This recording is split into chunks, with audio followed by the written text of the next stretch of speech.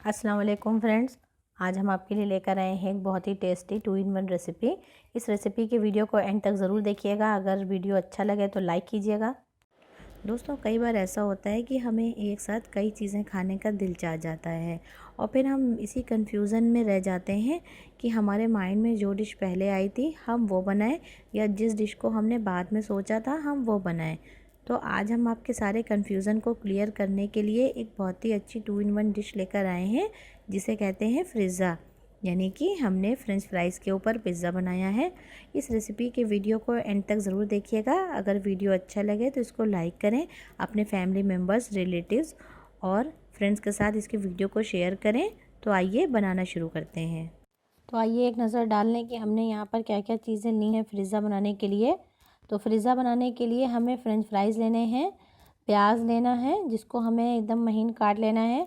हमने यहाँ पे कॉर्न लिए हैं यानी भुट्टे के दाने, शिमला मिर्च लेना है और उसके अलावा हमें पास्ता सीजनिंग लेनी है। अगर आपको कोई और सी सीजनिंग अच्छी लगे तो आप वो भी ले सकते हैं। टोमेटो सॉस लेना है, मोज़रेला चीज़ लेनी है और टमाटर लेना है जिसको छोटे टुकड़ों में काट लेना है। तो सबसे पहले हम ऑयल गरम करेंगे कढ़ाई में और उसके बाद अपने फ्रेंच फ्राइज़ को तल लेंगे। तो हमें बहुत ज़्यादा गोल्डन फ्राई नहीं करने हैं ये, क्योंकि अगर हम ज़्यादा गोल्डन फ्राई कर लेंगे तो ये बहुत ही क्रिस्पी हो जाएंगे और उसके बाद जब हम इसको वुडन स्कीवर में लगाएंगे फ्रिज़्ज़ा बनाने के लिए तो ये टूट सकते हैं। तो इसलिए इसको बहुत ज़्यादा गोल्डन फ्राई नहीं करना है। और ये देखिए जो हमारे कुछ टूट गए हैं फ्रेंच फ्राइज़, इनको हम निकाल लेंगे यूं ही टोमेटो सॉस के साथ खाने के लिए। और ये देखिए हमने दोबारा फिर डाल दिए हैं तलने के लिए। और अगर आप चाहें तो रेडीमेड फ्रेंच फ्राइज़ ले आएँ और अगर आप रेडीमेड नहीं यूज़ करना चाहते हैं तो आलू को छील के पतले पतले काट के धुल लीजिए और उसको थोड़े से पानी के साथ, नमक के साथ हल्का सा बॉईल कर लीजिए। फिर उसको पानी फेंक के और थोड़ा जब ठंडे हो जाएं तो इसी तरह से वो तल के निकाल लीजिए। तो आप उस तरह से घर में भी अपने फ्रेंच फ्राइज़ बना सकते हैं। यहाँ पर हमने रेडीमेड फ्रेंच फ्राइज़ ही यूज़ किए हैं और इसमें थोड़े बड़े साइज़ के ही फ्रेंच फ्राइज़ यूज़ करने हैं। छोटे फ्रेंच फ्राइज़ पे बनाएंगे तो वो अच्छे नहीं आएंगे। तो ये देखिए हमारे फ्रेंच फ्राइज़ कितने अच्छे बन के आए हैं। दोस्तों, अगर आप घर के आलू से बना रहे हैं तो भी इतने ही फ्राई करिएगा और अगर आप रेडीमेड फ्रेंच फ्राइज़ से बना रहे हैं तो भी ऐसे ही फ्राई करने हैं आपको। तो फ्रेंड्स, हमारे फ्रेंच फ्राइज़ बहुत अच्छे फ्राई हो गए थे। अब हम इनको स्कीवर में असेंबल करना शुरू करेंगे। दोस्तों, एक बात का हमें बहुत ज़्यादा ध्यान रखना है कि हमें फ्रेंच फ्राइज़ को बहुत क्रिस्पी फ्राई नहीं करना है। अगर ये बहुत क्रिस्पी फ्राई हो जाएंगे तो जब आप इसको स्कीवर में लगाएंगे तो ये सेंटर से टूट सकते हैं। इसलिए इसको थोड़ा सॉफ्ट ही फ्राई करिएगा। और अगर आपको फ्रेंच फ्राइज़ टोमेटो सॉस या मेयोनेज़ के साथ यूं ही खाना है तो आप इसको क्रिस्पी फ्राई करेंगे, अदरवाइज़ नहीं करेंगे। और एक चीज़ का और ध्यान रखना है हमको कि जब भी हम फ्रेंच फ्राइज़ को असेंबल करेंगे स्कीवर में तो स्टार्टिंग में सबसे पहले सबसे बड़ा लगाएंगे फ्रेंच फ्राई, फिर उससे छोटा लगाएंगे, फिर उससे छोटा लगाएंगे, इस सीक्वेंस में लगाएंगे। क्योंकि अगर आप स्टार्टिंग में छोटा लगा के बाद में बड़ा लगाते हैं तो जब आप इसके ऊपर टॉपिंग लगाएंगे तो टॉपिंग आपकी अच्छे से नहीं लग पाएगी। इसलिए स्टार्टिंग में बड़ा लगाएंगे फिर छोटा लगाएंगे। तो जब इस तरह से असेंबल करेंगे तो वो देखने में भी अच्छा लगेगा और आपको टॉपिंग लगाने में भी कोई दिक्कत नहीं आएगी। तो ये छोटी छोटी बातें हैं जिनको अगर आप ध्यान में रखेंगे फ्रिज़्ज़ा बनाते टाइम तो आपको किसी भी तरह की कोई भी प्रॉब्लम नहीं आएगी।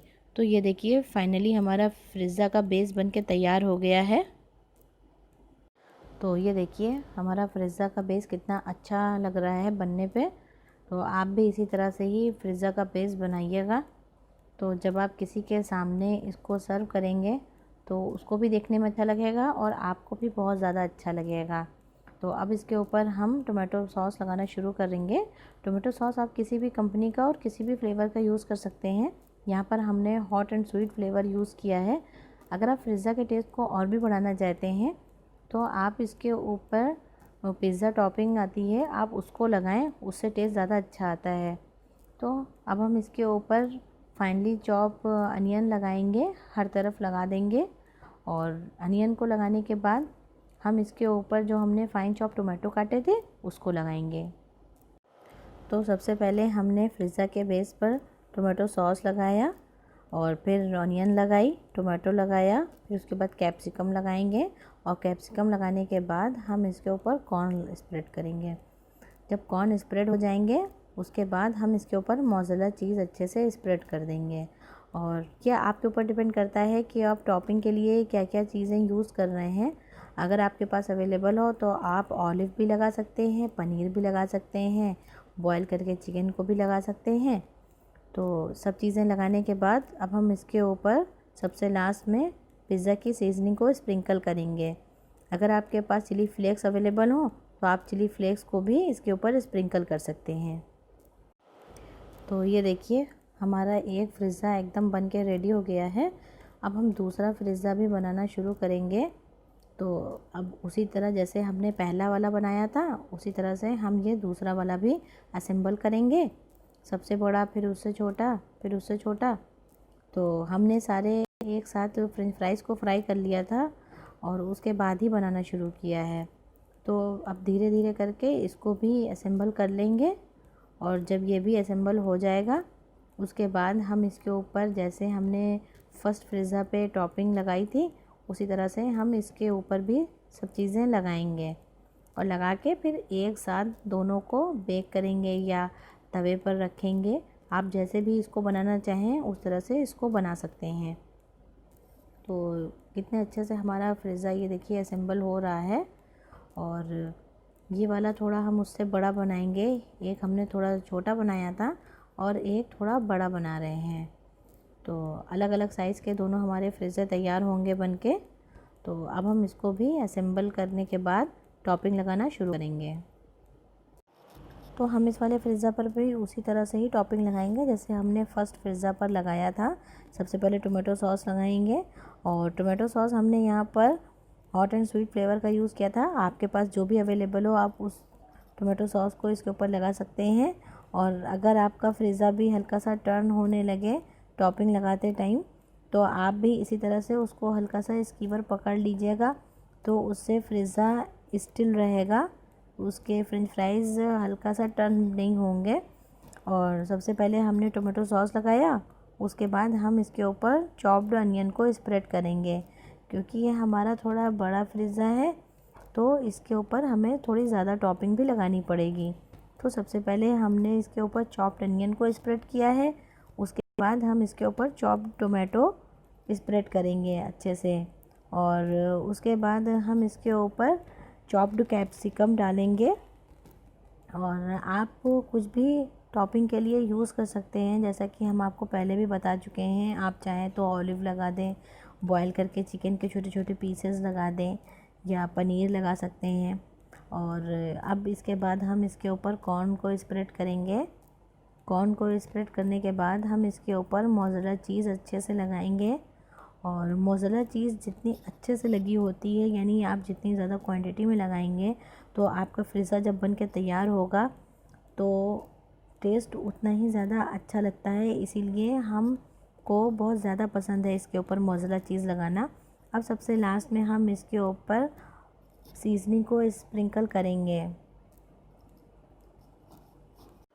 अब तवे के बराबर का राउंड शेप में बटर पेपर या ट्रेसिंग पेपर कट करके तवे के ऊपर रखना है और उसके ऊपर दोनों पिज़्ज़ा रखने हैं और फिर लिड लगा के चीज़ मेल्ट होने तक लो फ्लेम पर 5 से 7 मिनट के लिए रखेंगे और चीज़ मेल्ट हो जाएगी और हमारा पिज़्ज़ा रेडी हो जाएगा। सो फ्रेंड्स, लो फ्लेम पर 8 से 10 मिनट रखने के बाद फाइनली हमारा पिज़्ज़ा बन के रेडी हो गया है। बहुत ही माउथ वाटरिंग स्मेल भी आ रही है। और आप भी इस रेसिपी को ज़रूर ट्राई करिएगा और हमें बताइएगा कि आपके फैमिली मेम्बर्स को ये रेसिपी कैसी लगी। और अगर आपको हमारी ये रेसिपी अच्छी लगी तो वीडियो को लाइक करें और चैनल को सब्सक्राइब करें, बेल आइकन को ज़रूर प्रेस कर दें। और अगर आप हमारे और भी वीडियोस देखना चाहते हैं तो हमारे चैनल में प्लेलिस्ट में जाके हमारे और भी रेसिपी के वीडियोस को देख सकते हैं। Thanks for watching.